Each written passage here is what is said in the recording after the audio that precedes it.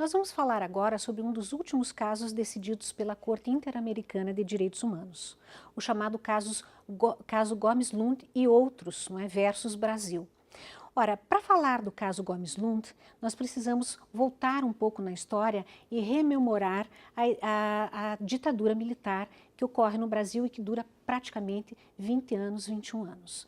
Vejam só, durante a ditadura militar, vários crimes foram perpetrados em nome da segurança nacional. Então, nós tivemos agentes do Estado que estabeleciam as mais variadas práticas de tortura, que estabeleciam a censura, que estabeleciam, então, a contenção em relação ao regime brasileiro, que ali, então, era um regime ditatorial.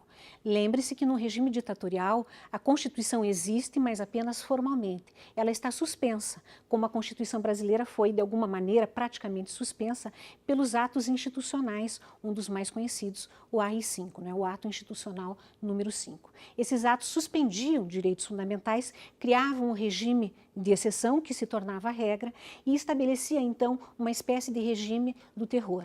A América Latina, ela foi palco das mais variadas ditaduras militares. No Brasil, nós também tivemos, infelizmente, essa terrível experiência.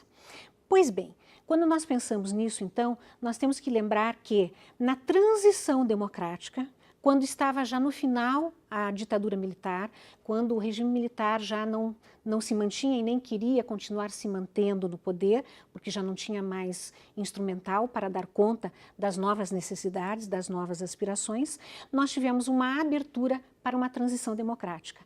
Essa abertura começa com Geisel, não é? Passa por Figueiredo, e a ideia então ali, a partir daquele momento, é estabelecer uma transição democrática.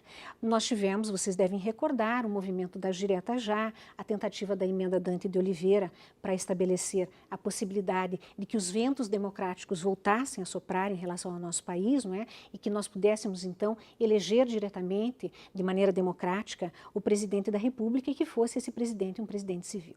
Bom, esse é o contexto histórico em que se desenvolveu a ditadura. Nós sabemos hoje, não é, o que acontecia. Ainda não sabemos tudo, mas sabemos boa parte do que acontecia nos porões da ditadura. Passamos então para um regime democrático e tivemos lá estabelecida a chamada Lei da Anistia. A Lei da Anistia, não é, ampla, geral e restrita, ela anistiou a todas as pessoas, inclusive os agentes do Estado, para a prática de crimes, não é, políticos, inclusive crimes conexos em relação aos crimes políticos. Então foram anistiados torturadores que estabeleceram violência, tortura, violência sexual, sequestro, morte das mais variadas pessoas. Ora, nessa perspectiva, passada a ditadura militar, ingressamos num regime democrático em função da lei da anistia. Não houve, muitas vezes, adequada investigação do que teria acontecido em relação às outras atrocidades, não é, perpetradas durante o regime militar. Muito bem, com a transição para um regime democrático, não é, começaram a surgir necessidades novas, os ventos democráticos, como eu já disse, voltaram a soprar, e a necessidade, então, de se saber exatamente, até por um direito à memória e à verdade, o que teria acontecido, não é, com a possibilidade de reparação e punição das pessoas que perpetraram determinados crimes. A lei da anistia não dava essa possibilidade. Há alguns anos atrás, houve uma ação própria perante o Supremo Tribunal Federal, a ADPF 153, Ação de Descumprimento de Preceito Fundamental 153, que questionava, então, exatamente a lei da anistia frente à Constituição brasileira, no sentido de entender que ela não pode ter sido considerada recepcionada e válida pela Constituição brasileira, porque ela deu uma anistia ampla, não é? Uma anistia irrestrita, anistiando pessoas que deveriam ter sido investigadas e punidas em função dos crimes, não é, conexos perpetrados, inclusive crimes contra a humanidade perpetrados naquela perspectiva, na perspectiva da ditadura militar. O Supremo Tribunal Federal, no entanto, indeferiu, não é, o pedido, entendendo que a lei da anistia foi efetivamente recepcionada pela legislação e pela Constituição Brasileira de 88, isso em 2010, e que, portanto, não havia mais o que ser discutido.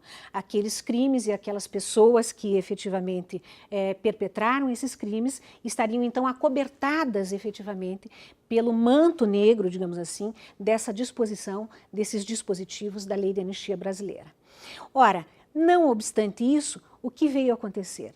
veio acontecer o que nós falávamos, não é, em relação ao chamado caso Gomes Lund, não é, versus Brasil, que evoca um determinado momento, não é, ocorrido em relação às atrocidades, não é, perpetradas, a barbárie perpetrada na ditadura militar, que se reportava a chamada guerrilha do Araguaia, no Pará, onde nós encontrávamos lá alguns membros, não é, do Partido Comunista Brasileiro que se estabeleceram numa estrutura lá de guerrilha. Enfim, várias dessas pessoas acabaram desaparecendo, o que aconteceu lá jamais foi apurado, as pessoas que levaram à perpetração desses crimes jamais foram identificadas, e isso foi levado então à Comissão Interamericana de Direitos Humanos. É o chamado caso Gomes Lund, não é? Que trata dessa guerrilha do Araguaia versus o Brasil. Ora, a Corte Interamericana de Direitos Humanos vai entender que, na verdade, houve um descumprimento, inclusive pela decisão do Supremo Tribunal Federal, houve um descumprimento de determinados preceitos da Convenção, não é, Americana de Direitos Humanos. Ora, o desaparecimento forçado, a não investigação e punição de determinados crimes atentam efetivamente contra o ius cogens, que são os direitos humanos na órbita imperativa, não é? Que são direitos humanos imperativos na órbita do direito internacional. Ora, entendeu então a Comissão Interamericana que a decisão do Supremo considerando válida a lei da anistia brasileira deveria ser inclusive suspensa, porque existe direito à busca da investigação, à busca da verdade e à construção da memória para que as coisas não voltem a se repetir. Não obstante, não é, o Supremo Tribunal Federal manteve a sua decisão, mas os órgãos executivos, e vocês podem perceber isso, é que acabaram tomando nos últimos tempos atitudes. Quando eu digo que foram os órgãos executivos, não obstante a renitência do Supremo Tribunal Federal em manter válida a lei da anistia, os órgãos executivos, seguindo determinações e recomendações da Corte Interamericana de Direitos Humanos, acabaram criando as chamadas Comissões da Verdade, que têm atuado já há alguns anos no sentido de investigar, não é, tanto no plano nacional quanto em planos regionais do Estado brasileiro, o que teria acontecido em relação a determinados fatos, quem teriam sido as vítimas, onde foram enterradas, não é, quem teriam sido os algozes. Ela tem investigado, tem ouvido partes, tem ouvido testemunhas e tem estabelecido inclusive possibilidades de indenização. O mais básico, no entanto, é que essas comissões da verdade, a Comissão Nacional da Verdade, as outras demais comissões derivadas dela, estão tentando, em função da atuação da Corte Interamericana, estabelecer mais uma vez o direito à memória e o direito à justiça, tentando passar a limpo uma das páginas mais negras do Estado brasileiro, que foi, infelizmente, o período da ditadura militar.